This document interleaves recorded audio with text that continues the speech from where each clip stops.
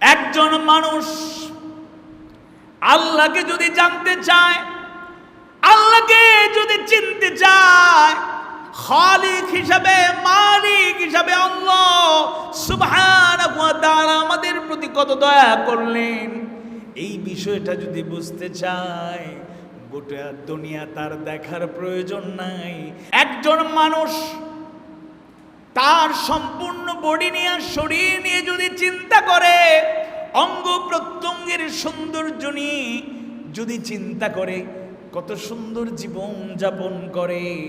একজন মানুষ যদি তার অঙ্গ প্রত্যঙ্গ নিয়ে, শুধু নিজেকে নিয়ে, নিজের শরীর বডিটা নিয়ে যদি চিন্তা করে, গভীর মনোযোগ সহকারে যদি ভাবনায় চলে যায়, নিঃসন্দেহে আল্লাহ কেমন, আল্লাহ কত মহান, সে বুঝতে আর বাকি থাকবে না।